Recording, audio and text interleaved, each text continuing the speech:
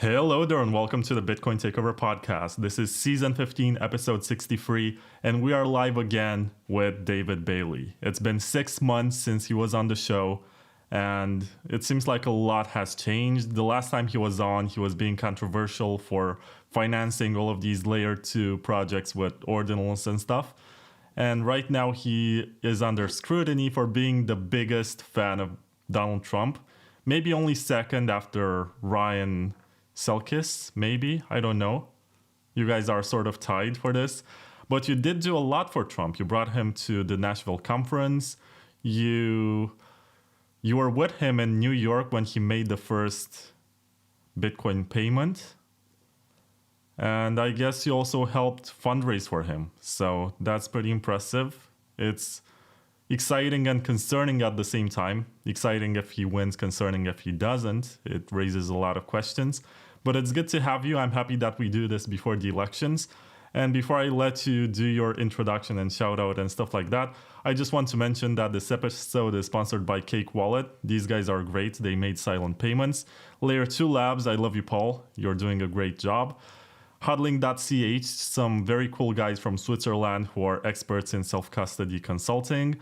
And also, what was the other one? I'm embarrassing myself. Oh, SideShift. They're so awesome, and I hope that if Trump wins, they can operate in the US once again, because it's a nice swapping service.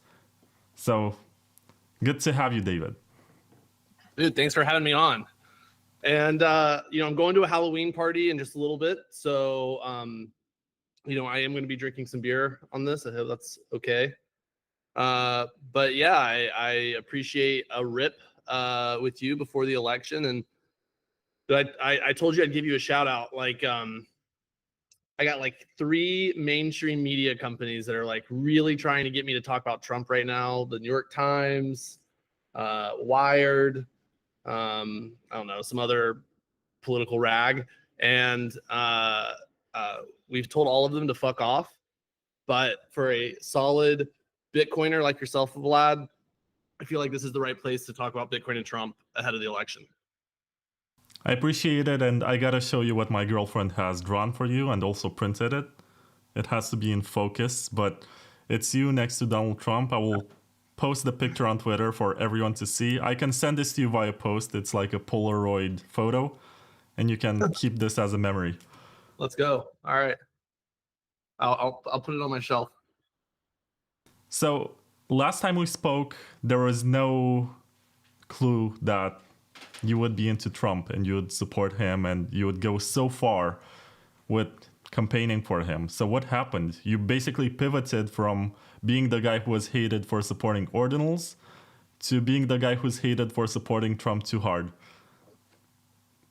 Yeah, I keep getting myself into trouble. No, when we last talked, this actually was going on in the background. It just wasn't something I was able to talk about at the time. But this has been, I guess, a long process that's kind of culminated in the election in what is it, 4 days from now? Yeah. Wow. So at this point, I just want the election to get here and be over. But yeah, I mean, I'm where do you want to begin with this? There's so much that we could talk about. Like, give me some structure here. Well, let's start with the most iconic moment that never happened. And there were 2 of them that were supposed to happen. In Nashville, first of all, you got this Casascius coin that was delivered from the other side of the world, and you wanted to have this historic moment in which you're physically handing Donald Trump a Bitcoin on a Casascius coin, like a physical Bitcoin that he can hold and show to the audience. And something happened. I was not in the hall because the waiting line was insane. It was like 3 or 4 hour waiting line to get in. And by the time it started clearing, they said that they have no more room inside. So I watched it on the screen, but I did see that you made this introduction and then suddenly he didn't get on stage. I don't know what happened. And then we were all expecting some special guest to come. It was rumored that it's going to be Elon Musk. We're actually watching his private jet on some tracking app to see if he's coming. And he actually flew to Memphis, Tennessee, not Nashville. He basically trolled everyone, if that's true. And I'm actually curious to get your perspective on the events, because it felt like something was off with the entire situation. And when Trump finally got on stage, the sentiment was rather underwhelming. I don't know how to describe it. Everyone was hyped, and then it wasn't what we expected.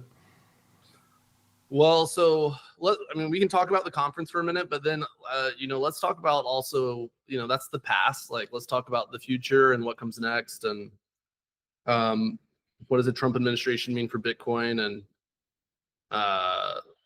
what can we make happen? But yeah, we can talk backstory of this. So the conference was insane whirlwind. There was a lot of stuff going on behind the scenes, with Trump, with Kamala, with Elon, with a whole bunch of stuff. And while this is all happening, we're fundraising like around the clock for the president, and trying to have as successful as possible a fundraising event for him.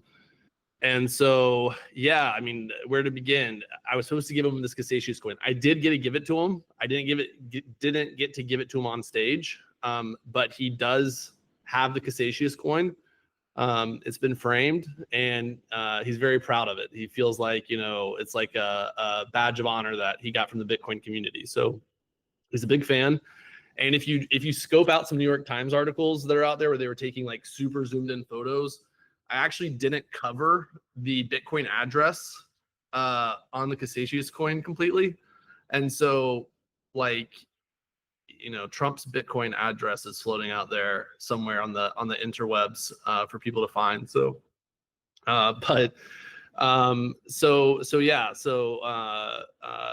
he did get the coin. What happened to delay it was someone snuck into the secure room, and they got caught on camera doing it. And so Secret Service needed to find them. And then they also kind of trace back this guy's movements in the building. And before he snuck in, he had hidden something in the exhibitor hall. And, they thought that it could have been a bomb. And it turns out it was just somebody hiding their lighter because they didn't want it to be confiscated at security. And then they went to this person's hotel room to check their stuff. And of course, like a solid Bitcoiner, all his stuff is just in a backpack, and the backpack has like a bunch of cash or something in it. And so all the red flags are there for this guy. And but it turns out it was just a Bitcoin developer, a classic Bitcoiner who wanted to sneak past the line and didn't want to lose their lighter. And this is just, they live out of the backpack. But yeah, that delayed us like an hour. And dude, it was really intense backstage. It was full SWAT teams, guns drawn. They were not messing around. The context of this is Trump had been the assassination attempt on Trump's life had been a week earlier, and the head of Secret Service, I think, resigned the day of the conference or the day before the conference. And so all eyes were on the Secret Service, and they were just not messing around. I'm pretty sure that if I had jumped backstage too quickly, they would have shot me. So yeah, it was pretty tense. And then Trump going out on stage, I think, first off, his speech had elements of his normal political speeches, as well as things specific to Bitcoin and crypto. And I think that, a lot of our audience just doesn't care about that stuff. They're just not really into the political dynamic. It's they're single issue voters. They care about Bitcoin. And then, he talked about crypto a lot, which, I think any political effort that happens in the US, it has to be a joint effort between the Bitcoin industry and the crypto industry. And, we share 95% of the same issues in common. And so it made sense that was what his speech was like. But when you're delivering it to a room full of Bitcoin maxis, they want to critique the style, let's say. So, and then I think one other thing that happened, RFK front run Trump, and not only did he announce what Trump's plan was going to be, which is thanks a lot, but he then one-upped it. And so, he kind of desensitized everyone to the idea, before it happened. So Yeah, so I think you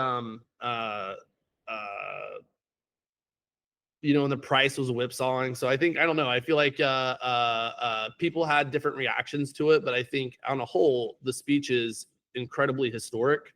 And I think it's is a speech that, you know, 100 years from now, people will still mark that moment, that something historically significant happened.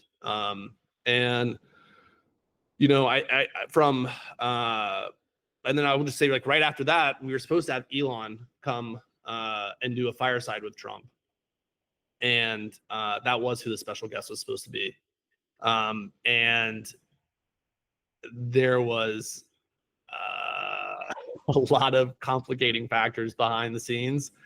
And it got to the point where we didn't know if he was coming or not coming. And he was just leaving us totally in the dark on it. And even the Trump campaign didn't know if it was happening or not.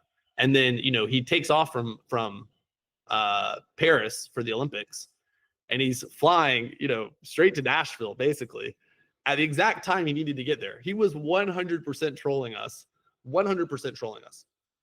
So, and then, of course, you know, the fireside that they were going to do at the conference, Elon and Trump did it, like, I think 2 weeks later on Lex Freeman's podcast.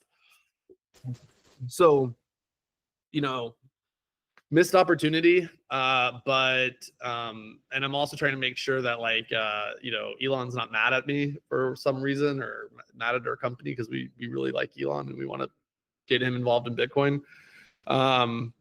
But yeah, so that happened. The upshot of this is, like, Trump had a fantastic time at the event. Not only did we raise a ton of money for him, but he was blown away by how much Bitcoiners liked him. Like, he's the type of guy that, like, he likes to be liked. You know, he's like a very, like, charismatic guy. He's a business guy. Like, he's a, like, center of attention, center of the party type vibe. And so, like, if you go into a hostile place where you can tell everyone hates you, you know, it kind of, it makes you very defensive. And, you know, in this environment, he's going into a place he's never spoken at an event like this. He knows there's a bunch of libertarians here that, you know, he had been booed at the Libertarian Convention. You know, he doesn't know what to think coming in, really. And then walking away, he's like, wow, like, these people love me. Like, these people are successful builders and entrepreneurs and creators. You know, and these people are enthusiastic about, you know, voting and supporting someone who backs their issues. You know, Trump often says he thinks that Bitcoin and crypto holders are more enthusiastic, and he thinks will turn out in higher percentages than gun owners or evangelical Christians. So, you know, when you think about how dominant those two forces are in our political landscape, like, for us to be even in the same breath as those things really shows how much influence, you know, our industry and community has, like, cultivated in a quick time. And so, yeah, he walked away from that very, very bullish and blown away at the potential for, you know, a partnership between him and our movement. And you know, it's manifested in a lot of different ways, not just his policy commitments that he's made, but, you know, in his dream team. If you see, like, the ads that he has about, like, who's coming with him to the White House, and he's got, like, Tulsi Gabbard and RFK and Vivek Ramaswamy and JD Vance, you know, and Elon Musk. And it's like, basically every single one of those people has spoken at the Bitcoin conference, like, in years prior. Like, they all own Bitcoin. They're all very understanding of the mission of Bitcoin as freedom money, as sound money. So, you know, and something that a lot of people have missed is that, you know, when Trump put together his transition team, and for those that are unaware, like, a transition team is who vets and picks all the different roles that are going to be nominated in the next administration. And I've been told that it's somewhere between, like, I've been told it's 10,000 roles that are nominated, but I think 2,000 of them are nominated by the president's team. And so of the 4 people that are on that transition team who are going to vet and pick every single person. It's run by Howard Lutnick, who Howard Lutnick is from Cantor Fitzgerald. They manage all of Tether's treasuries, and they have a huge Bitcoin business and holdings. It has Eric and Don Jr., who are both have significant Bitcoin and crypto investments.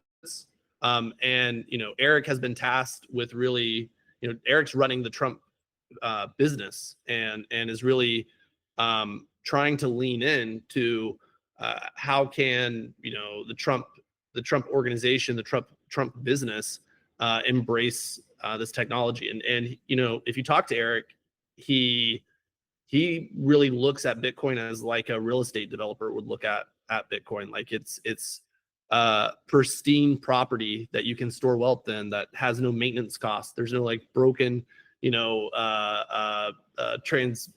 do you call them? Not transmitters. I can't. Electrical substation connections or whatever. What word am I thinking of? Can you help me here, Vlad? I'm not sure exactly what you want to say. Transfer boxes. Okay. So, but anyway, just the point of like how much goes into keeping a building up and running, and how much effort and time that takes versus Bitcoin that literally you just buy it and own it and you don't have to do anything.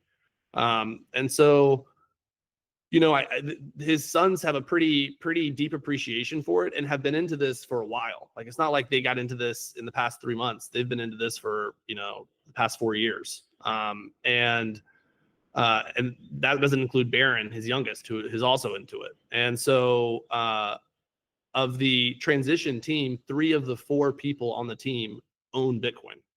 And then they're the ones that are making decisions about what will the cabinet look like, what will the Trump administration look like. So I forget why we were talking about this. No, you got here actually from telling details about what happened after Trump ended his speech in Nashville and he raised money, and you basically took it further. But what I want to tell you about, so there are 2 branches of this conversation. There's the Elon branch of it, and there's the Trump branch of it. On the Elon branch, I can tell you that when I left the conference, and I think it was on Sunday or something, or Saturday, the last day of the conference, I left after the entire Trump situation. And I did see a couple of cyber trucks that were parked outside of the venue, and they had Doge logos imprinted all over. And to me, I don't know, maybe it's a correlation that I made in my mind. Maybe that Elon ordered this to troll us, So when we get out of the building, we see the Dogecoin logo, and we are reminded that he still likes that. And after he did this, he also came up with the Department of Government Efficiency meme, which is an acronym for Doge. It almost seems like he's in love with Doge and he doesn't want to push Bitcoin. And to him, it's all about trying to get Doge to get adopted. I don't think so. I think he puts like no time or effort or energy behind Doge. And I think he thinks it's funny. And I think he thinks the Bitcoin community is annoying, which he's not wrong about. We can be pretty effing annoying at times. And I think he, I think money talks, and he has over $1 billion of Bitcoin. I think he actually has multiple billions of dollars of Bitcoin. So, I think he has a complex relationship with Bitcoin, and I think he's someone that we need to really work with and develop the relationship with, because I think he can bring a lot to our industry. And I think the biggest fear I have with Elon is that if we ostracize him from Bitcoin, or if we aren't successful in bringing him, into this shared equity system that is Bitcoin, then when he colonizes Mars, he actually has like the only legitimate reason for like creating an alternative to Bitcoin. And so like we want Mars to use Bitcoin as currency, not, you know, Tesla money for currency. So yeah, I wouldn't overthink his like love of Doge. I think he's just trolling. It's actually interesting now that you mentioned Mars, because I ran the numbers and I think it takes 10 to 20 minutes to send the transaction from Earth to Mars, assuming that you're going to be transmitting the signal with the speed of light. So I think Bitcoin is pretty good for this, and the settlement can be made in, let's say, on average in 15 minutes if you're paying for the next block fee. And maybe on Mars you can have other systems to relay much faster. So there are ways in which this can actually be put into practice. It's sort of depressing when you think about it, because you had such a great opportunity to make more of your event, but maybe next year in Las Vegas, you're going to get Elon and Trump, and it's going to be even bigger. Because this is another legit question, right? You got to this point where you got a bunch of politicians on the stage and they were talking about Bitcoin, and most of them were super wrong. Like, if you actually spend some time to study how this works, you realize this guy doesn't make any sense. It's like they just watched the Netflix documentary. Maybe it was yours, the one that you released, Thank God for Bitcoin. It's pretty good. I feel replaced, but it's pretty good. And basically, these guys got on stage. They want to get elected, of course. It's that kind of year. But the question that I have for you, how can you make it bigger next year? Because this felt like the peak, you know? Once you stepped into that room, I think it was the first time when I realized we're not early anymore. And this is mainstream already. Well, we are early. And, you know, we're in the process of going mainstream. But without a doubt, we can go way bigger. And I think that, you know, it's hard to see how you can go way bigger if you're thinking about how insane it is that, you know, we've gotten to this point and you're looking backwards. But if you're looking forwards about, you know, what does Bitcoin look like in 10 years and how transformational of an impact is it having on society and on the economy? How big could we go then? It's like, you know, there's a day where, you know, a Bitcoin conference means the gathering of the world leaders of every country. You know, a Bitcoin gathering means, you know, the annual Bitcoin conference is really a gathering of all the stakeholders in the system, and the stakeholders of that system are going to be many of the most powerful institutions and businesses in the world. But de facto, they will be the most powerful ones if Bitcoin is successful in its vision. So, you know, what's the saying? Like, those that have the money write the laws, and, you know, Bitcoin is now the money. So those that have the Bitcoin are the ones that will be writing the laws. So yeah, I think we can go way bigger. We're working on it already. But I mean, I think the conference, who cares about the conference? I mean, the conference is fun and it's cool, but like, you know, I think the bigger story here is like all of this was just a buildup to what happens on Tuesday, which is, you know, an election. And if we get Trump elected, which, you know, I should have started this whole thing with like a PSA, but public service announcement, like if you live in the United States and you live in any of the swing states, you need to go vote. It's very important. The president directly asked me yesterday to get every Bitcoiner, to tell every Bitcoiner that we could be the deciding vote in this election, and you need to vote. Your vote actually matters if you're in one of these swing states. But let's say we're successful tomorrow or on Tuesday, which I think we will be. And, you know, it seems like the race is getting more competitive as we get into the very end, but all of the data suggest that we're going to win this thing. What do we do then? You know, now we've built this alliance with the next administration.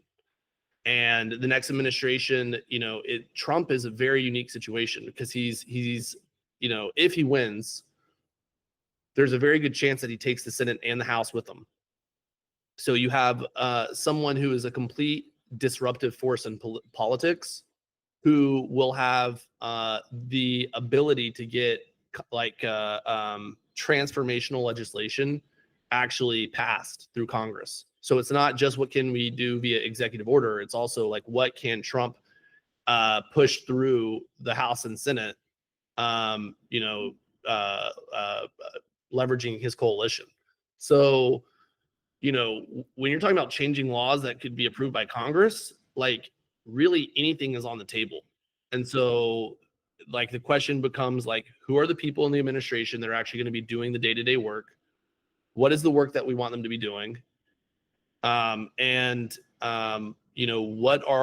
If you could wave a wand and change anything that you wanted about how Bitcoin was adopted or embraced in America, what would be those things? I think at this point it's pretty obvious what's going to happen under another Democrat administration. It's just going to be Biden 2.0. Some actually argue that Kamala Harris was in charge, and all of the policies against Bitcoin miners and against Bitcoin exchanges in the US, and all of these companies operating that are being over-regulated, and some of them are deciding to leave the US. It's pretty obvious that we're going to have more of this, and it can actually get worse with Elizabeth Warren's anti-crypto army, which is pretty adamant against self-custody. And I think that's a pretty big debate to be had. But I actually have a question which comes from one of my show sponsors, which is Sideshift.ai.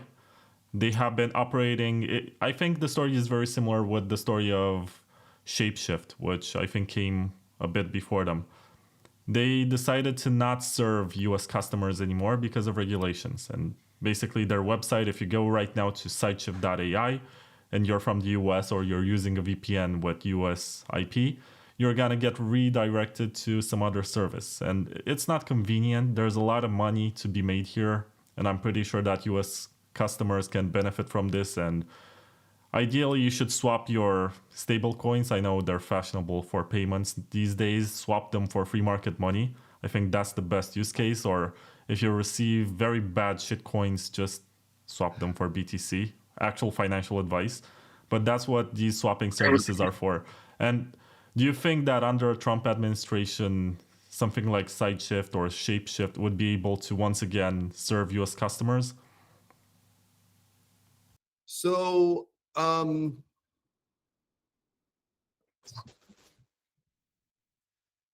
think that the way to make it happen is not going to be to make the privacy argument or the freedom argument. It's going to be to make the business case, the business argument for why it's bad for America's interest to drive popular applications and businesses outside of America and into countries that we have no influence or insight into. And so that would be the angle that I would take. Like, do you want this company Sideshift to be based in Austin, Texas, or do you want it to be based in, Moscow? And which is better for you as a country, and so, yeah, like you're going to have to make, in my opinion, why is this in the strategic interest of the United States? And but I think it's a plausible thing. And I think, Trump is also, there's really just a lot of ways to look at the current situation, but, Trump wants to see America be the dominant force in the world. He wants to see the American economy boom. He wants to see energy abundance in the United States. He wants to project American strength. He wants to ensure that China doesn't get a strategic advantage on the United States. He wants to,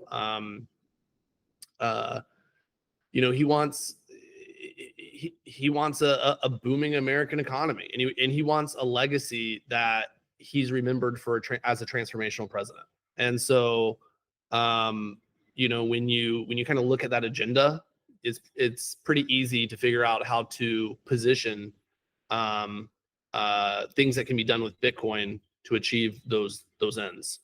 I also think we're heading into an interesting dynamic where I think if Trump wins the election, the Democratic Party is going to really be in a crisis. They never had a kind of a reset after the 2016 election. They just blamed it on Russia and gaslit everyone. And the reality is that the Democratic Party has hollowed itself out in the same way that the Republican Party hollowed itself out. And Trump took over the Republican Party, and like kicked all the neocons out. So I think that something similar is going to happen to the Democratic Party. There's going to have to be a new coalition formed, and that there's going to be a civil war over who is the rightful heir to the Democratic throne. And like a new political alliances will get built. And likewise, after this presidential cycle, when Trump leaves office, who is going to be his successor? I don't think it's clear who is, the rightful heir, let's say, to the Trump political legacy. And so will it be someone who is a family member of Trump's? Will it be someone who is, the JD Vance? Will it be someone who was a never Trumper who's been waiting for biding their time, waiting for Trump to leave office before they, try to take the throne again? So you're going to end up in a political dynamic, I believe, in 4 years that is extremely fractured, where both sides are desperately trying to rebuild a new coalition around themselves. And Bitcoin and the Bitcoin community has a massive opportunity to really be, I hate to use the word kingmaker, but to be a decisive constituency that every single one of these different factions is going to want our support. If we represent right now, we don't have clear data on this, but I've seen data to suggest that 70 million Americans own Bitcoin or crypto. After this Trump administration, once we see Bitcoin prices go to $200,000, $300,000 a Bitcoin, the number of Americans that are going to own this thing is going to be way higher. The number of American pension funds that are going to be buying the Bitcoin ETF and literally their pension depends on the success of Bitcoin is going to be significant. And so, you're going to be talking about the Bitcoin and crypto community representing 100 million plus users whose livelihoods depend upon the success of this thing will be the largest, fastest growing, most influential political constituency that exists. End of story. And so I really think that the political story of Bitcoin right now, this is the beginning of a much bigger story. This is not like we came, we saw, we orange pilled Donald Trump, and now pack it up. It's mission accomplished. It's like this is the beginning, and our industry doesn't get less active each election going forward. We become more dominant each election going forward. It's very rare that a special interest group, think like big oil, or think like national security, like a military industrial complex. Okay, those are huge industries, but they have no grassroots support. There's no people out there, individuals that are like, I love the military industrial complex. Like, please, Trump, support Boeing and Lockheed Martin more, please. No one says that. Whereas with Bitcoin, we are an industry that is as big as some of these other industries, but we actually have a massive, massive grassroots underlying support network that can turn out votes. And so, I think really anything is possible over the next 10 years from a political standpoint. for what do we want to accomplish as an industry. So, you know, I think, and I'm talking a lot here, but I mean, just to like keep extending this thread a little bit, I think we have to focus on, you know, after Tuesday, we have to focus on the next 100 days. We got to focus on what are the immediate things that we as an industry want to achieve that are quick wins. And, you know, what are things that are wins that we can give to President Trump? Because this is like it's a mutual relationship between our community and his political movement, our movement and his movement. So, you know, it's not all just gimme, Daddy Trump, you know, support our industry. It's like, what can we also do for the United States? What can we do for America's strategic interests? What can we do for Donald Trump's credentials and track records of what he's succeeded in doing? And so it has to be a two-way relationship. But I think that there's some very big things that can be achieved very quickly in the first 100 days that Trump is in office. And then I think more broadly, we need to organize around what are transformational things that we can do while he's in office, such as establishing the world's first Bitcoin strategic reserve, or whether it's comprehensive securities reform, security regulation reform, whether it's, you know, changing of the tax law around Bitcoin. I mean, there are so many things that we could do, but you have to go through the creative exercise of thinking about them. And, you know, I had an idea last night, just talking to one of my teammates, like, I don't know about you, but like when I was a kid in elementary school in the 90s, we had like computer labs that were added onto our elementary school where we got like kind of trained on how to use a computer and like, you know, basic 101 stuff for how to get onto the internet. What would it take to put a Bitcoin class in every elementary school in the United States and literally teach, you know, every student in public school, like how Bitcoin works, you know, how to set up a wallet, how to send transactions, how to stand up a node, you know, how to do I mean, like what if we could replicate that same sort of like educational experience, how fast we could accelerate, you know, Bitcoin's adoption in the United States? Or, well, that's how you get kids to hate it, you know, because if it's part of school curricula, it's not cool anymore. If you discover it by yourself and you do it, it's just like, I used to read Harry Potter, right? And I was only reading that because it was not part of school, whatever. It was not part of the mandatory reading list. But I hear that the new generation has it in the mandatory reading list and they fucking hate it. Because as a kid, you want to be a rebel. Yeah. Well, maybe that applies to pop culture references. But like when you think about the internet, you know, when you went to computer lab, the school didn't let you on the exciting part of the internet. You know, they let you on the boring part of the internet. And then when you went home, you got on the exciting part of the internet. So like, I think it's like, you know, you get the boring part of Bitcoin. And then when you get home, you're logging into, you know, onto the dark web, you know? So, but I hear your point. I'm just saying like these are things that we've never actually had to think about as a community, whatever you want to fucking call Bitcoin, like as a industry, community, movement, whatever, you know, like the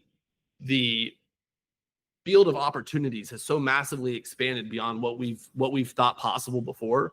Like it's really gonna take some creative exercise and figuring out what's important to achieve now versus what we can achieve later.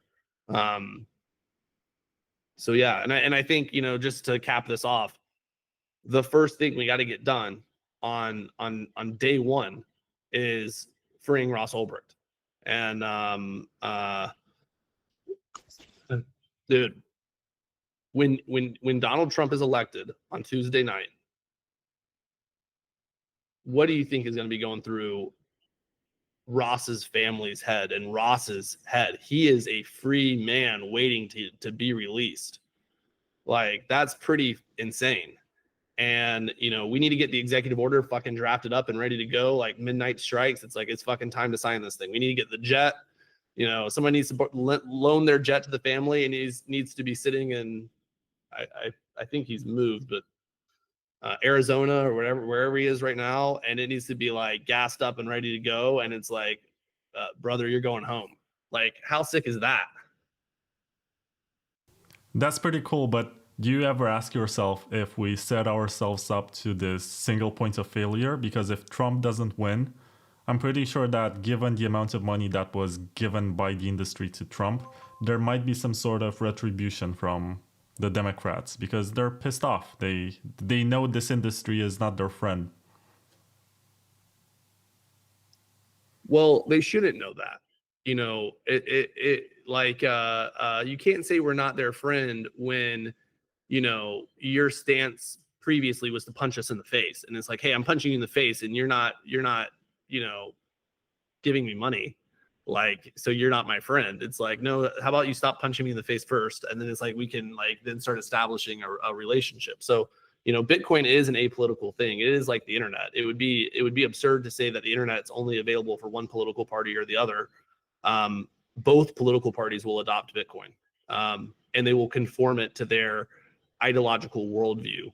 And so I think us putting up the numbers that we have for Trump means that regardless of what happens on Tuesday, both political parties are going to want to reset their dynamic with this industry, and they're going to want to pull in those votes and those dollars in the future. I think with Trump, we can actually get transformational things done. And I think with other politicians, be them Republican or Democrat, they're just going to give us meaningless things.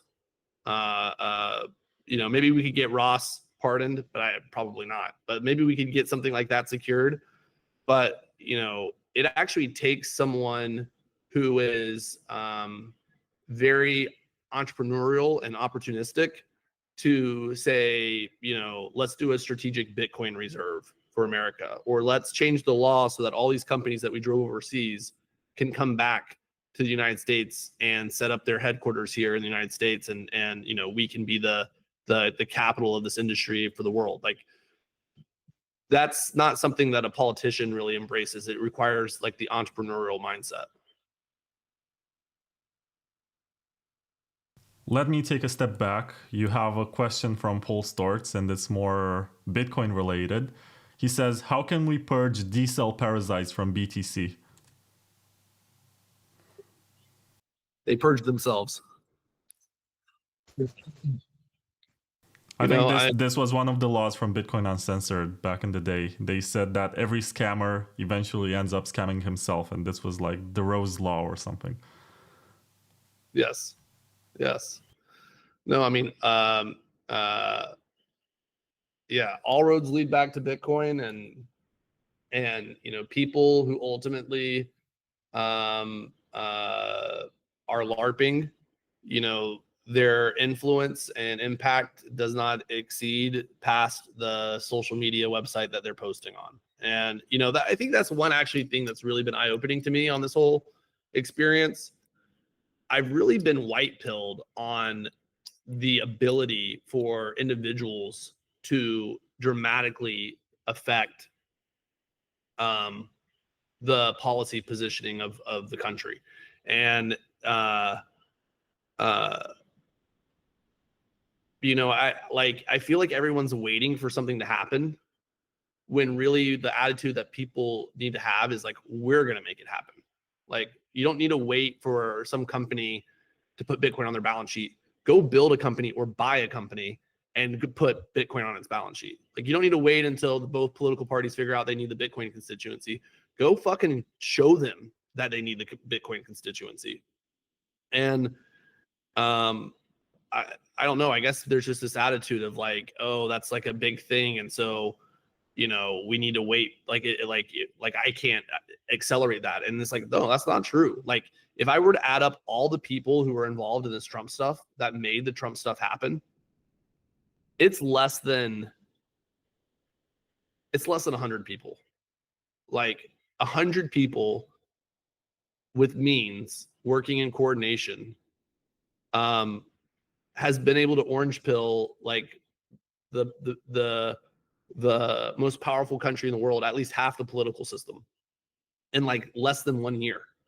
So like that's pretty insane when you consider that there's actually 100 million of us, and like we have the rest of time to do this. Like we can really like there's a lot we can achieve with a shared focus, a common mission. There's another question from Paul, and he says, when Ross is brought on stage, can we have flower petals fall from the ceiling in the matter of coronations of old? Yeah, that's a good question. I'm gonna have to get like some creative juices flowing on like how we really maximize that moment for history. So Paul, if you have any ideas, you let me know. I think roses are a little bit cheesy, so we got to think about like what's a more Bitcoin vibe. But yeah, I don't know. I definitely think we should have Trump there to introduce him. I think that would be a pretty baller move from Trump to be like, hey, promise made, promise kept. Let me introduce you to Ross Ulbricht, the guy I just freed for y'all. So yeah, I mean, that's gonna be a moment. It's gonna be a moment in history. Like we literally, they created a political prisoner, and our movement fought nonstop to keep growing and never forgot about Ross. And after 10 years, we overcame every special interest out there in the United States that wanted to stop this, and we fucking freed them. Like that's so fucking cool. It's powerful. It's like it's culturally powerful. Dude, I mean, wow, what a moment that's gonna be.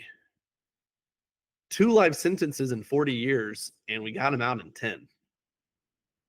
It's not bad. It's a pretty cool Bitcoin story.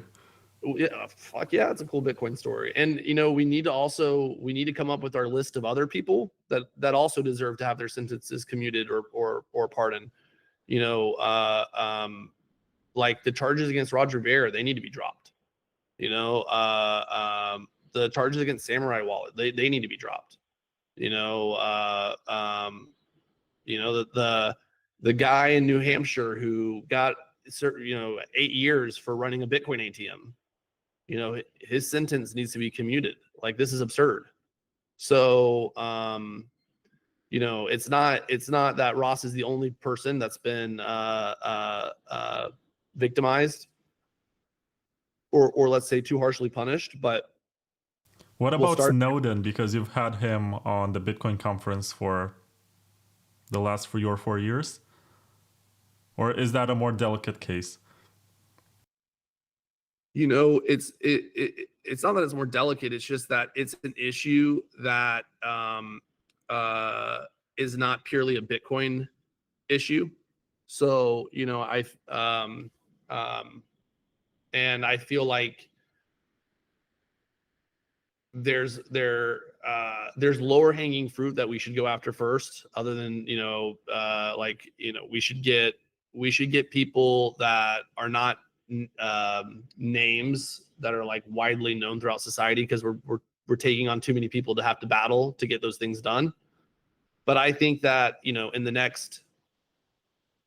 by the next election, I think that's something that's realistic to push for, and maybe earlier. I mean, dude, Trump is so burned out on the deep state and on the lawfare and on the bullshit, fake news, political warfare, the cancellations, the censorship, the banking censorship. Like, dude, he has been fucked so hard by so many things. At this point in time, he just is like he has no trust or faith in the establishment. And maybe Trump would pardon Snowden. I haven't actually asked him about that, but I know RFK said he would pardon Snowden and Assange, and so maybe there's people in the inner circle that can influence them towards that. I want to rule it out. I was looking at the chat and it's funny. I will get to their questions eventually, but there are also a couple of them from Cake Wallet. And by the way, the previous two ones were by Paul Storz. Check out Layer 2 Labs. They're shipping new code and they have new versions of their drive chain on Signet. And they're also working for ways to adopt that without a soft fork by Bitcoin Core. It's called CUSF, CUSF. I don't know how you pronounce that, but it's basically Paul's idea to bypass developers and have this added by the miners. It's going to be controversial, but I think the idea is really great to have a sidechain for every interesting use case that's out there in crypto. And whenever something new comes along, we get that on a Bitcoin sidechain. I think that's the ultimate dream of Bitcoin maximalism. Anyway, Henry from Cake Wallet has some questions and I'm looking at them right now. The first one is the most obvious one. Have you tried silent payments, which is a feature that was first brought by Cake Wallet because they have this Cake Labs team that's developing stuff. And it's a way to do, what was it called before silent payments? Stealth addresses. I haven't. Well, you can check it out if you want. You get Cake Wallet on your phone and you basically set up a new Bitcoin wallet, and then you're gonna have a toggle for silent payments, and you're gonna get an address that begins with the prefix SP1. And basically, if you put that for a foundation or for a charity or for, let's say, a content creator wants to receive payments, it's gonna be difficult to look at that and see how much was sent and who sent transactions. It's a pretty creative way to get some privacy in Bitcoin. Well, I just downloaded it, so I'll check it out.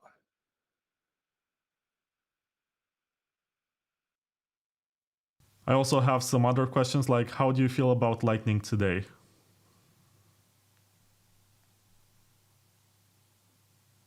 And I don't mean the weather, I mean the Lightning Network, for those of you who forgot what Lightning is in the Bitcoin context. You know, I'm pretty disappointed in general by the state of Bitcoin payments. And so, like, that's completely separate from Lightning. I'm just like, I just think we have a bad state of affairs for using Bitcoin as a medium of exchange, and I feel like Lightning was oversold in terms of its ability to solve all the pain points. But my view on it right now is let it prove itself or let it die, and just let the market speak for itself. And I think it just needs more time. So, my focus right now is like, I'm not even trying to spend time on things that I want Bitcoin to do or things that I think Bitcoin should do, but it doesn't currently do. Like, I just don't feel like I have the time or the interest to, what's the saying, like Don Quixote, like, tilt at windmills or whatever. It's like, hey, Bitcoin as a store of value, like that works right now. Let people like you, Vlad, or Paul, or whoever go and fight the intellectual battle on, what could be better solutions.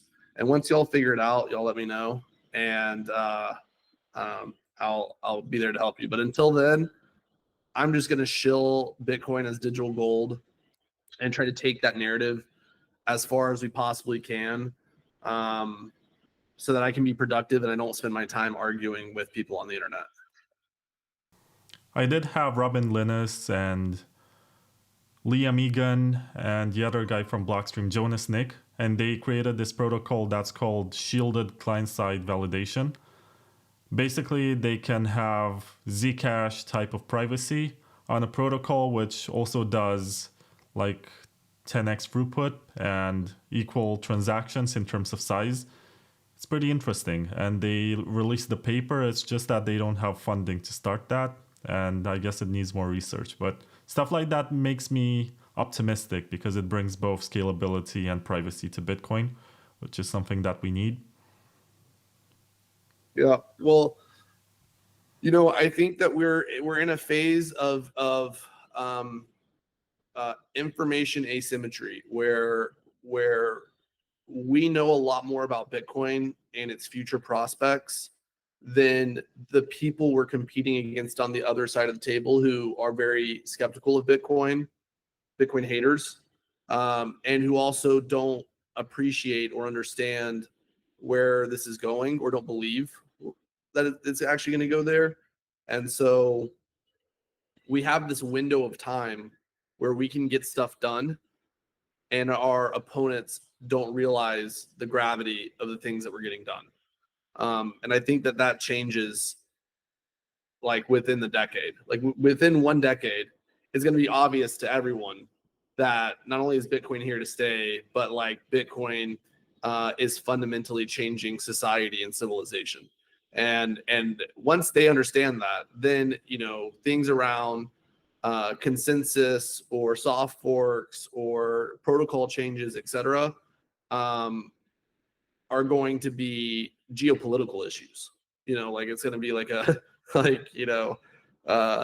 we need to increase the block size, so we're going to fucking send the military into your country and invade so we can take over your hash rate or something, so like, but we have this window between now and let's call it the start of World War III, where we can get a lot done, and the people who should be trying to stop us don't know that they should be trying to stop us.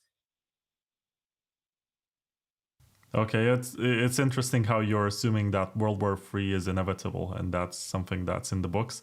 But let's keep it at the Bitcoin level, because that's my field of expertise. Even if I have a degree in political science, I never worked for a single day in the field.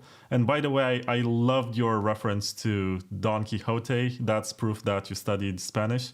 Pretty sure you read that in Spanish. And I'm only saying this because I stalked you on LinkedIn. Well, yeah. Are you excited about ARC, by the way? Excited. I'm excited whenever people are building new things and are pushing the boundaries of what Bitcoin can do. And so, I'm excited about it, but like, do I use it? No. So, I'm not that excited about it, clearly. Do you believe that Trump... An unfair characterization, but... Is that your dog? That's my dog, yeah. One of them. Do you believe that Trump will protect self-custody in the US only for ETFs or also for normal wallets for everyday people? He will not push for the interest of big government or the national security complex for pushing users to custody their funds so that it's easier to take their money. Like, he will not do that. Now, he is very much a pro-America, pro-safety president. And so, like, the crypto anarchist pitch for why we need self-custody is not the pitch to give him. Like, that's not what's going to resonate with him. But like, what is going to resonate with him is ensuring, our constitutional protections, ensuring that we can't be deplatformed or censored by big tech or big media or big banks. And if the powers that be have the ability to take your money, that they will, like that will resonate with him. So I don't think we have to worry about that from him. But I do think that we need to be adamant about the importance of self-custody, and we need to make sure that special interests and parts of our industry don't try to use their political influence to drive an anti-self-custody approach because it's good for their business. And I don't see any signs of that right now, but the future is an uncertain place, let's say. So yeah, that's my general view. So when Trump talks about Bitcoin being made in the USA, what does that mean more exactly? Well, it means a couple different things. So first off, it means that it's in the best interest of the United States to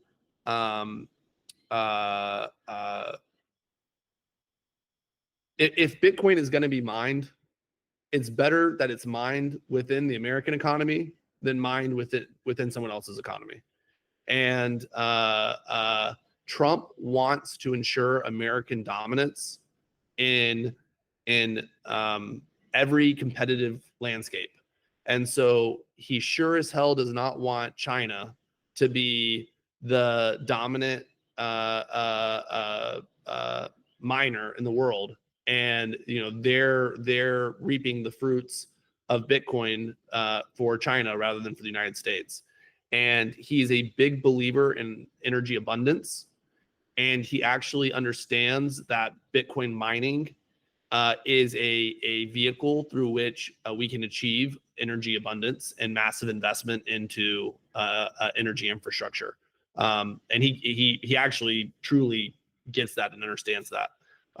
And so I think it means like, hey, we're going to have the dominant American energy, and dominant American energy means that we're going to be the dominant Bitcoin miner. And that means that we're going to be the beneficiary of all of this wealth that's going to be created.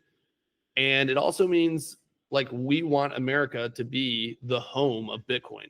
Like many people consider America the home of the internet. Like we want America to be the champions of this technology that is really the digitalization of like the American dream, like the fundamental principles of America that we believe in. Like we're able to export those to the world through Bitcoin. So it makes sense for us, like the capital of freedom in the world, if that's what we are. I think that's what he hopes that we become, to be the capital of freedom technology like Bitcoin. So, and that was a long-winded answer to what does Bitcoin made in America mean. And then I like from the selfish standpoint of like, as Bitcoiners, who that message is really intended to be heard by is, by China. And, there's no faster way to get China to mobilize, to embrace and adopt Bitcoin than for China's competitor to say that they're embracing Bitcoin to keep China from dominating it. Like that's the game theory of Bitcoin at play, and that's why we want Trump talking about how he's doing these things so that we can dominate Bitcoin at the expense of all of our competitors. Yeah, it's also interesting because I did see news today about Russia incentivizing mining starting next week or something. So they do want to get a share of this Bitcoin mining, and it's likely that they have very affordable electricity to offer. And a lot of these water wheels, and they have a lot of resources. So they should be able to attract some miners. But when you do business in Russia, it's not really private. It's not a private enterprise. You have to deal with the oligarchs. You have to deal with the government. It's pretty insane. So it will be hard to survive in that environment, but there is geopolitical competition. Well, if you want to dominate Russia, the way to dominate Russia is like we should deploy 100 times the energy resources that Russia does into Bitcoin mining.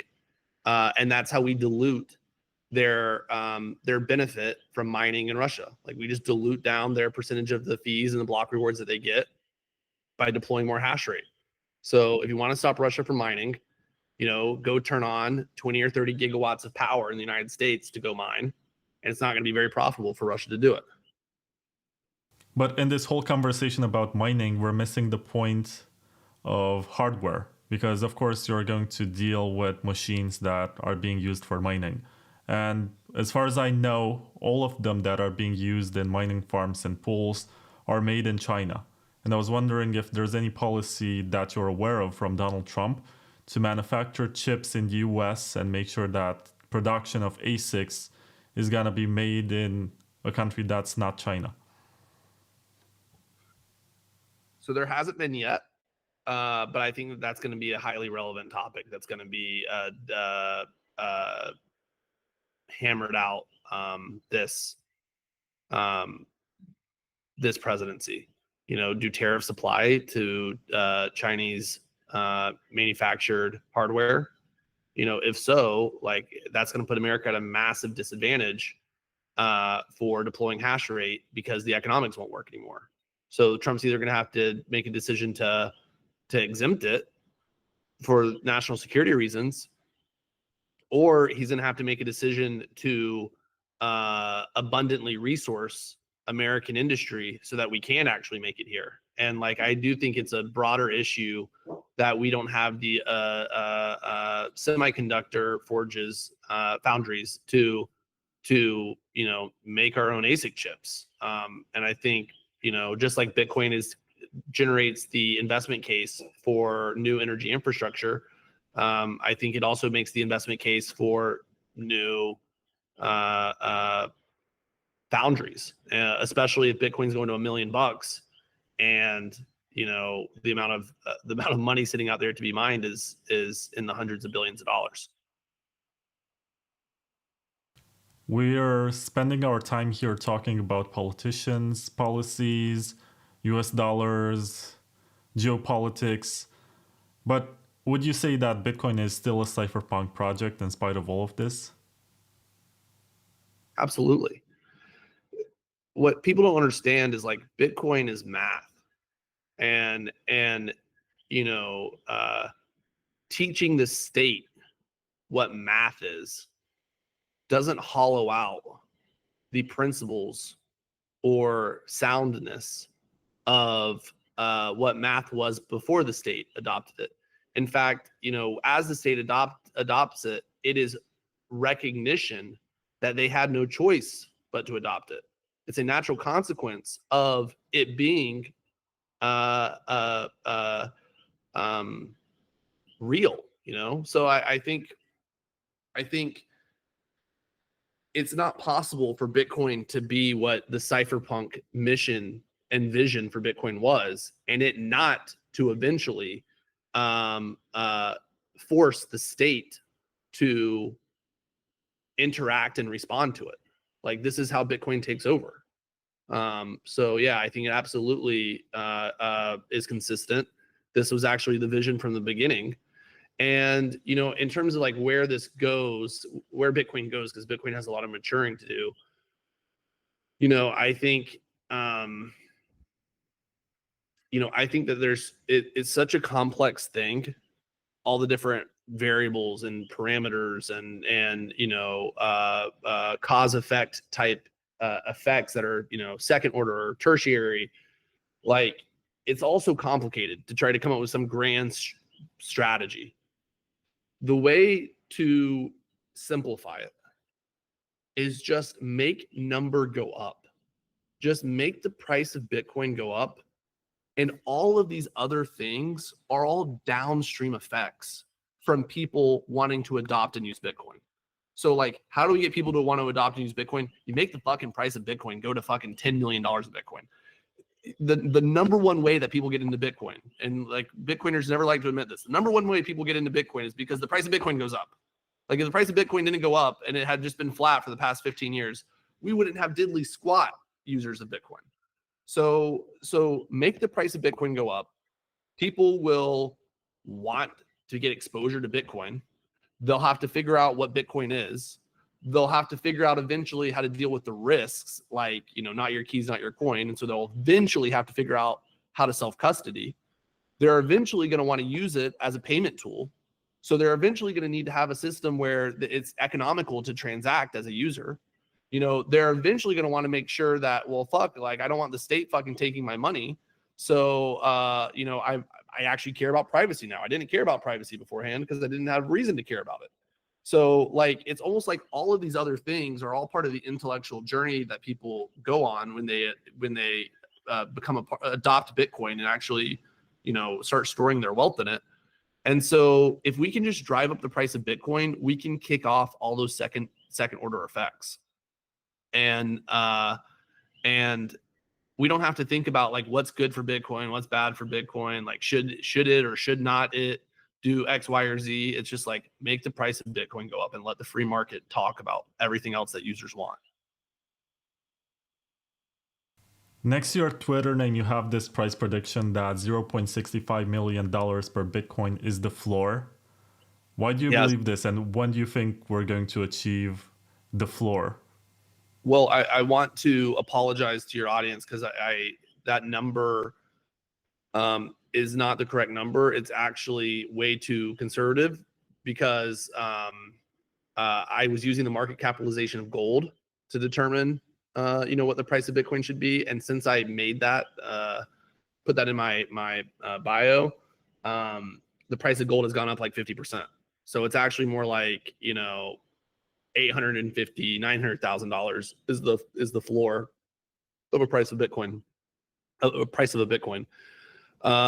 And the reason why is because as of right now, the corollary, the comp, so to speak, of what you would do a comparative analysis against is gold. Like Bitcoin is digital gold. It's so much more than that. But like, if you were to pick one thing to say, okay, I'm going to do like a comparative analysis against gold is what makes sense. Okay, but it's better than gold at being gold. It's more scarce. It's more finite. It's more transparent. It's more transferable. It has lower security costs. So like, at a minimum, the market capitalization of Bitcoin should be equal to the market capitalization of gold. Like, it doesn't actually make sense that gold would have a higher market cap. So, what's the price of a Bitcoin? The fundamental price of Bitcoin, there's two outcomes. It's 0 or infinity. Like, it either works or it doesn't work. Like, those are the two outcomes. And if it does work, then we're just on this long march to infinity, in my opinion. And so what is a Bitcoin worth today in relative value if we're just on this like journey of figuring out if it works and goes to infinity? It's completely fucking subjective. There is no formula to plug in to tell you what a price of a Bitcoin should be. So it's completely mimetic. And so what is the right meme to give people a direction of where Bitcoin's going? And it's like, we have to cannibalize gold. Like, that's it. Like, fucking gold is gold is legacy Bitcoin. Like, do you want old Bitcoin or do you want like digital new Bitcoin? And do you want Bitcoin that has like a 2% inflation rate, or do you want like Bitcoin that is like absolute in scarcity? And so, yeah, like, I just don't like, I think that's the narrative we need to spin for this cycle is like, Bitcoin is taking down the market capitalization of gold. And that means one Bitcoin is worth like, $900K. And that's just like the starting point, because it's actually better gold and it's actually so much more than gold. But, we don't have to hammer home the point. Yeah, I get that. It's pretty optimistic, but right now we're at 69,000 or something, and the fees are 2 satoshis per byte. It seems like there's not a lot of demand for it yet. There's something wrong in spite of all of this bullishness and all of this positive sentiment. It's almost as if the ETFs are suppressing the price or something. We were at 69K without ETFs. It was just retail. And maybe we don't have the situation where retail is at, full buying mania. We're not at that point yet. Maybe in 6 months we'll be there. But it's still concerning that in spite of all of our efforts and all of the experiments that we have had in Bitcoin, we are still stuck at this point. I think that the price of Bitcoin is about to roar, and I think that there's a lot of corporate adoption of Bitcoin that's happening as a treasury asset, and I think the nation state adoption of Bitcoin is just starting to happen. And so I think that we're going to be at $1 million of Bitcoin, or my floor price of 900,000 of Bitcoin. I should calculate to see exactly what it is, but I think we get there within the next 4 years. I think we get there by the end of the Trump administration. Yeah, I think that people want Bitcoin right now as collateral, as a speculative asset. They don't want to do on-chain transactions yet. They just want number go up. So, but I think that as time goes on, people are going to use Bitcoin as collateral to underwrite or to facilitate transactions. And like, as soon as you start doing that, that's like, you're basically then using it as a form of payment. You're just one step removed from that process. So eventually the payment side of this will get built out. Eventually people will be living completely on chain and they won't even fucking know how to open a bank account. But I think that we're probably, a decade plus from that. Peter Todd, who may or may not be Satoshi, was on my podcast 2 years ago, and he was advocating for this demirage situation with tail emission. Basically, he makes this assumption that adoption in terms of a certain number of transactions that generate a steady revenue for the miners is a utopia that's never going to happen. It's just an assumption that demand for block space is going to be constant, which is not something that we have proven yet. And he believes it's more useful to have something predictable like a tail emission. And he actually published a paper in which he explained that given the amount of coins that have been lost, it's not really inflation. But how do we know that they're lost? That's another question. But the point is that he believes that it's useful to have something predictable for the miners to keep them going.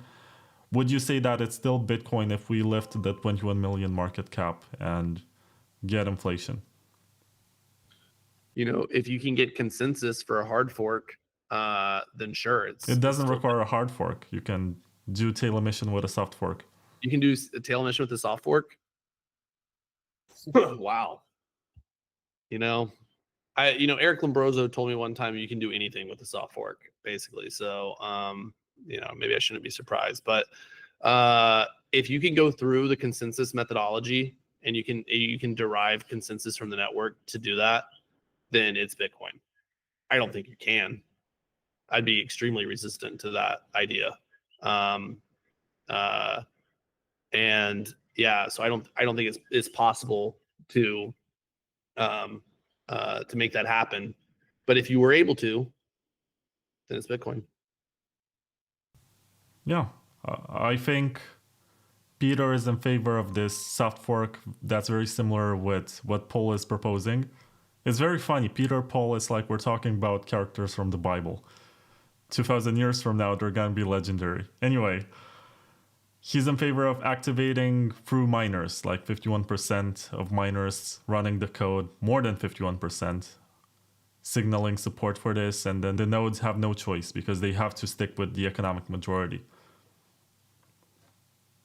And it's in the best interest of miners to get revenue. Of course, the currency is not going to be as scarce anymore. There's going to be a panic in the markets. But you're making the assumption that the economic majority would be for that. Well, if the miners are not earning their revenue anymore, what are they going to do? Are they going to activate drive chains and put their faith in these miner-enforced sidechains? Or are they going to... Not as if all miners have the same situation. Like with the difficulty adjustment, like it's every miner has their own unique dynamic of whether they're in the money or not in the money, if they're profitable or not. And every miner that you kill off the network, improves the distribution to the people who are still on. So I think it's a dynamic system, and I think it's very hard to, in my opinion, make the case that miners won't be profitable when miners were profitable. When the market capitalization of Bitcoin was $1 million, miners were profitable. You know, so the system, in my opinion, can scale up and down, and like I think just because someone's mining operation isn't profitable doesn't mean that that person has the ability to speak for all the other miners. And yeah, I feel like you know, it's difficult to speak for the economic actors without letting them speak for themselves. So yeah, and I think, you know, Bitcoin's a dynamic system. So if we do get to the point where there is a loss of confidence in the entire market from users and miners because something doesn't seem to be working as it's supposed to, then I think that the network reacts to that. Like it's designed to solve for the problems that arise as the experiment plays on. And even when we had that accidental hard fork in 2013, and everybody was like, it's fucking over, it's over, like, you know, and it's like, actually, it's dynamic. Like people just get on the phone and then they like work it out, and maybe they would never be able to work it out in any other circumstance other than the circumstance where it's like, okay, if we don't fucking work this out right now, we're all dead, you know? Like, so I don't know.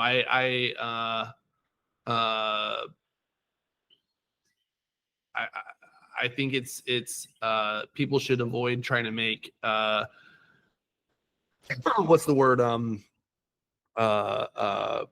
authoritative declarations about what will or will not happen in Bitcoin. I feel like a lot of people fall victim to thinking like they know what is Bitcoin and how it should be on both sides, like on the Luddite side and on the like the press the frontier side of Bitcoin. Like, you know, both sides think like they have the right vision of it.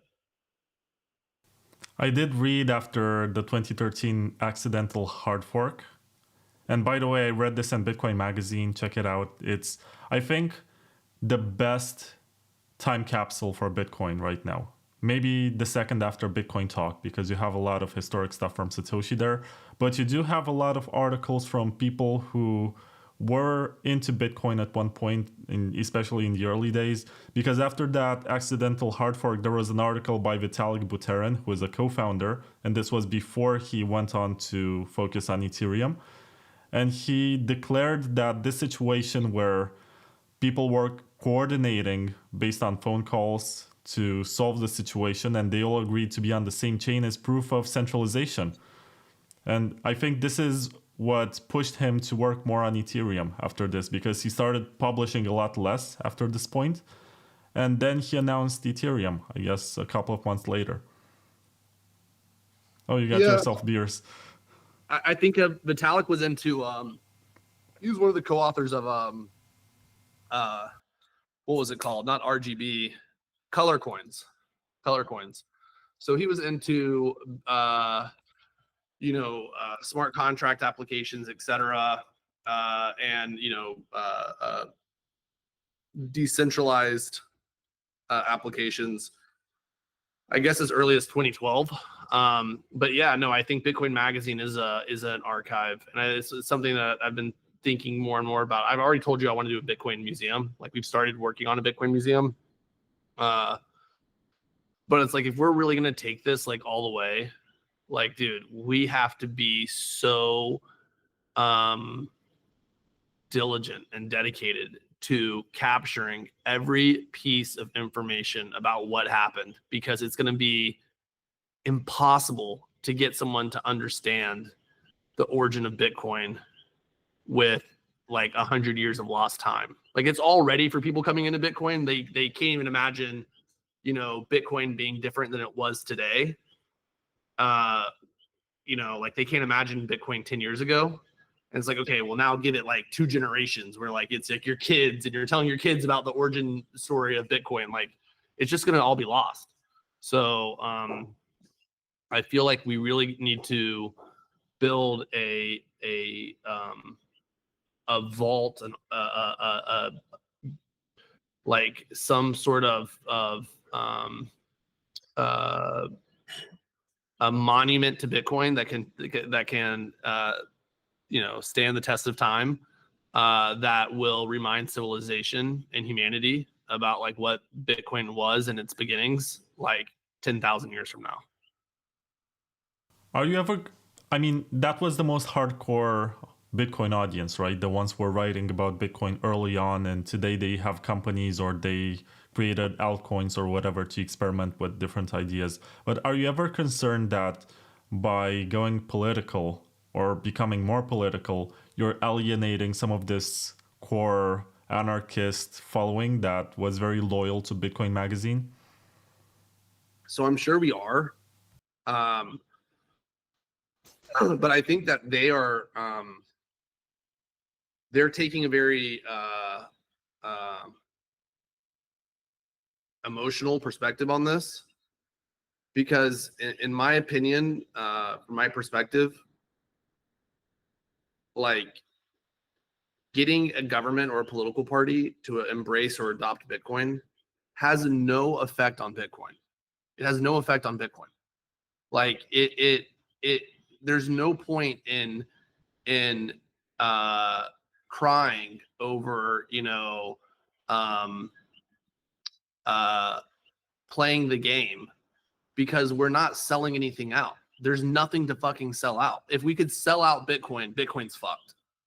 Like we can't sell it out. So like all we're doing is engaging in what I call diplomacy. Like Bitcoin is a nation unto itself that supersedes any political boundaries or borders.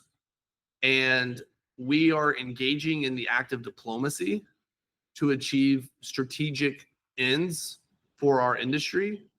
But at the end of the day, like our interests are ours. It's not like it's one nation over Bitcoin. It's Bitcoin over any one nation. And by having success in that diplomacy, it does not change Bitcoin in any way at all. Fundamentally, factually, technologically, it doesn't. So, I think they're kind of crying over. I feel like there's a little bit of a dynamic where Bitcoin is countercultural, and by bringing in the normie mainstream, it feels like we're diluting the counterculture. But we're not diluting the counterculture. We are what's the right word? We are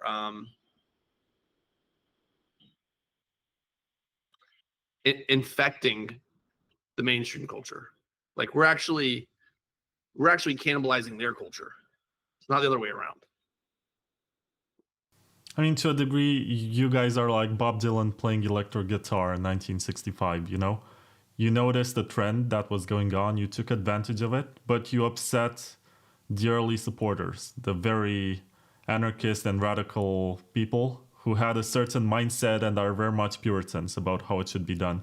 But in what you said, you reminded me of a quote from Satoshi from 2010. He said, WikiLeaks has kicked the hornet's nest and the swarm is headed towards us. So this was one of his last, if not his last, post on Bitcoin Talk. And he was concerned that by integrating Bitcoin into this rather political situation, where it's going to become the currency that finances WikiLeaks, which is this website and organization that publishes classified or declassified information, makes a collection of it. He believed that this is the end of the project, and this was very early on. And I think there are still people who believe that if you affiliate Bitcoin or you can't affiliate Bitcoin, as you said, you can't sell out on behalf of the entire network. It's just a bunch of businesses and people who are directly involved in this project who are siding with one side of the political spectrum. But do you think there's any fragility left? Do you think that if in the unfortunate event where Kamala Harris wins, there's gonna be any downside to all this, and maybe there was too much focus on Trump when there should have been some bipartisan support? Well, we definitely took a chance on Trump, and so we that was definitely a calculated bet, and I hope that we bet correctly. I think that if we lose, like, it's definitely not ideal. It would have been better for us to like go and kiss Kamala Harris's ass, a few months ago when they were wanting to pivot. But like, ultimately, this is all noise. Like, what happens in the next 4 years of the political landscape is all noise relative to what happens to Bitcoin over the next 100 years. So, like, is it ideal? No. But this is the thing: we're not gonna lose. We're gonna win. And then, like, once we win, we got to take off the mindset of like worried about all the negatives, and we need to put on the mindset of like, how do we take advantage of this moment to achieve unbelievable things with Bitcoin? And how do we take advantage of this information asymmetry that we were talking about earlier, where we have a vision of where this can go, and the people who would want to stop us don't. No, I think it's gonna be just fine no matter what happens on Tuesday. And I think we are playing the longest game possible. And I think people have to separate diplomatic messaging from reality. And when we say we want all the Bitcoin made in America, it doesn't mean that we're now trying to centralize all the hash rate in one geography and we're trying to, a 51% attack the network. Like, that's not what we mean. Like, it's just a slogan. It's just a political diplomatic message that at the end of the day, what's going to determine where the hash rate is going to be the economics of the Bitcoin system. Like, that's what's going to determine where the hash rate is. So it's all just fucking, it's all just Fugazi. I mean, like, that's, people can't get too worked up over Fugazi. They're wasting their time. Yeah, I got so drawn into this conversation that I forgot to call out one of the sponsors. So you did hear about SideShift, you did hear about Cake Wallet, which, by the way, you should download right now. And you did hear about Layer 2 Labs, and they have very cool software that they updated, and you can try drive chains today on Bitcoin Signet. But I forgot to tell you about hodling.ch, which is a company from Switzerland, which specializes in helping you with your self-custody setup. I already did an interview with them. You can check it out and you can get some free advice. So if you're part of a company or you don't know what to do with your big stash of Bitcoin and you're concerned about a $5 wrench attack, then you can reach out to these guys and they're going to tell you exactly what kind of hardware wallet you should use, what kind of multi-sig you should set up. And you benefit from the Swiss privacy, which is pretty famous around the world. So check out hodling.ch.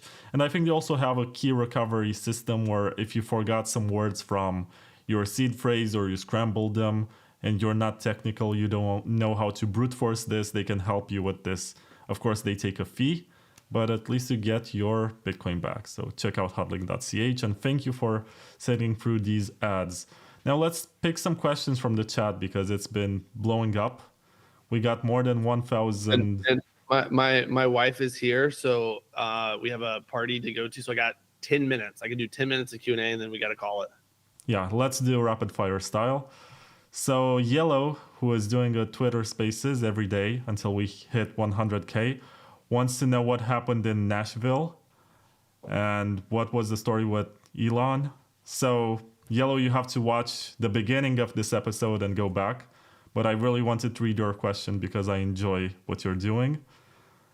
There's also... And there's a lot more to the story with Elon. I just want to clarify one thing. There is a belief out there that I got banned off Twitter because I shared Elon's plane's location. Not true. I did not do that. And I may have pissed them off another way, but I didn't piss them off that way. So anyway. M says, are you moving to Washington, D.C. if we win? I'm not. I'm staying in Puerto Rico. I'm keeping myself nice and hedged. But we have a crew that is going to Washington D.C. and there's an organization that's going to be, I think, a lot more well known and involved in the coming years, called the Bitcoin Policy Institute, which is an organization run by David Zell and Grant McCarty, and backed by some of the most solid Bitcoiners in the industry that have divergent political perspectives.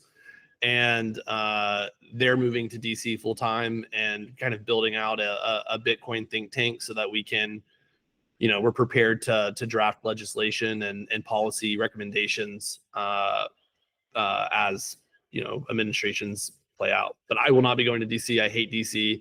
I hate the swamp, and I hate the deep state and bureaucracy. So no. I think you sort of foreshadowed one of my questions, which was, are you planning to run for office at this point because you're so entrenched in this whole system? Hell no. The day I run for office, like, dude, shoot me. I've been infected with something. Hell no. Everything on Twitter, that's his name, says, would you ever sell Bitcoin Magazine?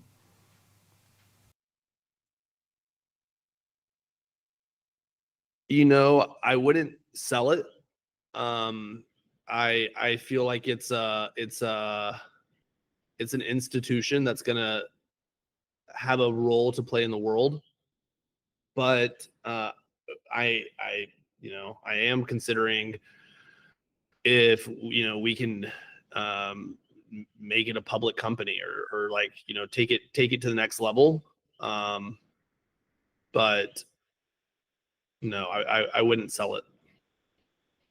It makes the conference makes money. Bitcoin Magazine just loses money, but I feel like it's it's not mine to sell, so to speak. It's like bigger than me. It's really something that has to be respected by the people that work there. By the way, I think you should get one of your writers to cover some of the quotes that you made or the statements that you made in this interview. I think it would be a very nice piece. You should build your cult of personality, man. I can do that on my website, but I'm not sure if it's gonna be as immortalized in the time capsule as Bitcoin Magazine is. So every time I get quoted saying something, it's normally a bad thing. So, well, you gotta change that. Okay, I got 6 minutes. What else? Well, there's someone else who says, if self-custody equals jail time in US, will you immigrate or move BTC to custody and register? I'd leave the country. I mean, that's actually why I came to Puerto Rico. Besides the tax benefits, is if they banned the ability to self-custody, I would leave the country the next day. So I wanted to be able to prove to myself that I had, I have a family. So I needed to know that I could actually pick up all of our shit and move if that was what was required. And so Puerto Rico is kind of like an in-between step where we're still in the United States, but it's a shorter plane ride to South America than it is to mainland USA. There are a bunch of people in the chat who say that Trump is actually the deep state. Do you have any reply to that?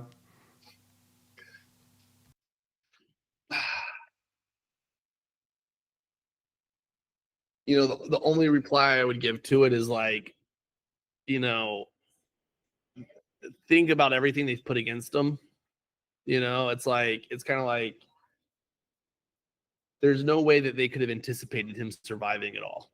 And I don't just mean the assassination. I mean all of the attacks. You could never have predicted he would withstand it. So I have a hard time seeing that. But in general, people political systems are corrupt, politicians are corrupt, national security interests infect everything, and don't trust anything blindly. Don't trust, verify. So Like I'm not here saying that Donald Trump is the second coming of Christ. I'm not saying that. Donald Trump is a businessman and an entrepreneur, and he's someone who sees potential where a politician wouldn't, and he sees opportunity where a politician wouldn't, and he saw an opportunity to strike a deal with the nation of Bitcoin and to build an alliance where we could achieve each other's goals mutually in a way that was beneficial to America. So it is a partnership based on mutual value. And if there was ever a time where that was not the case, we'd be flipping on Trump and moving on to something else tomorrow. So but I think it makes sense to partner with Trump, and I think he'll achieve great things for our industry. I'm gonna take a cue from what you said about dealing with Trump. And there is this guy in the chat named M, and he said, David is a thought leader, big brain, big dreams. And I also want to give you the last few minutes to shill the conference that you're gonna organize in Abu Dhabi in December.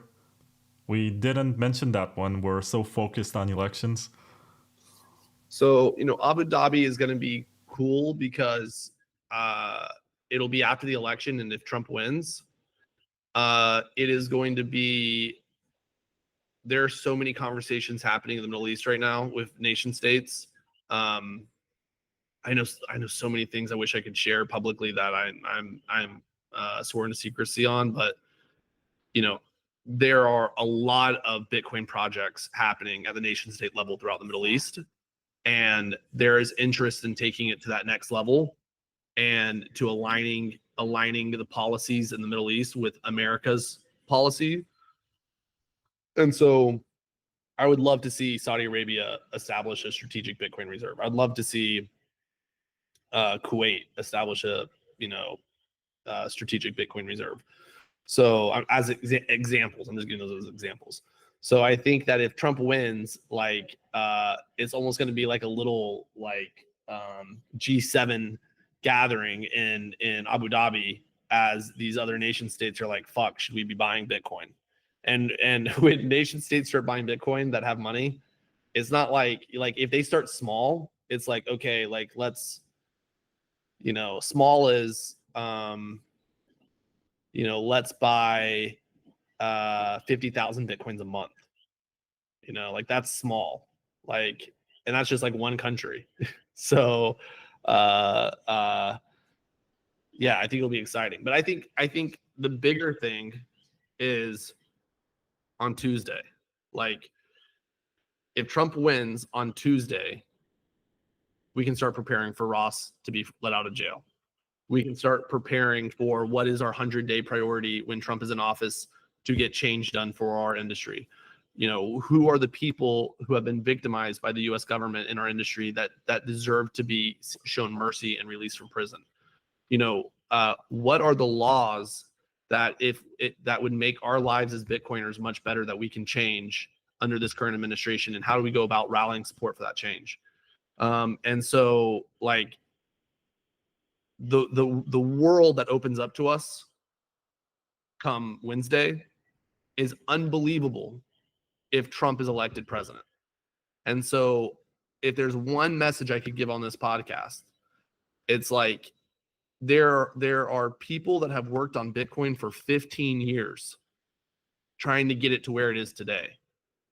And all we're asking is that people go and vote in the election so that we can accelerate the timeline for Bitcoin's widespread adoption by 15 years. And we're only asking for one day. Just spend one day going to vote, 1 hour going to go vote, and you can save so much time for everyone. And I think it's the least that we should do as users to respect the work that people have put in for the past 15 years to get us to this point. And if we win, the celebration begins. And if we lose, crushing. crushing if Ross was this fucking close to getting out of jail. And now it's like back to square one. So vote, people. That's all I can say. Just go fucking vote. Even if you don't believe in the political system, even if you think it's rigged, even if you don't think they're going to fucking count your vote, even if you hate politicians, even if you're anti-Republican, even if you're anti-Trump, go and fucking vote. Like, there's literally only upside. If Trump goes completely off the rails, it can't be worse than the alternative. So it's like, there's only upside. So please go and vote. And if we win this fucking thing, like, let's go fucking do something that no one's ever done before. So anyway, I'll sign off on that. Vlad, I enjoyed hanging out on a Friday night. I'm going to go with my wife to this Halloween party. And yeah, I think this is going to be my last interview before election night. I will actually be, so Bitcoin Magazine's running a live stream for the election. And we have a crew that's going to be reporting live from Mar-a-Lago. I will be there. So I will hopefully be joining our stream for a little bit. And, maybe we can have some surprise guests on there too. We'll see. Maybe the Orange Man himself wants to say something, but let's fucking go, people. Let's go win this thing. Yeah, thank you, the 1,260 people who watched this live. Thank you very much. It's funny that 10 of them were on YouTube, 1,250 were on Twitter, which I guess is because there's Trump in the title, and one of the platforms hates Trump, the other one possibly boosts anything related to Trump. I don't know. But thank you very much for watching this. Also, thank you SideShift, Layer 2 Labs, Cake Wallet, and Huddling for sponsoring this. And David, thank you very much for what you're doing. I hope we do another one of these maybe 100 days after the election to figure out what's next and what you're going to be doing, because your life is super exciting. I'm jealous sometimes, but enjoy the ride.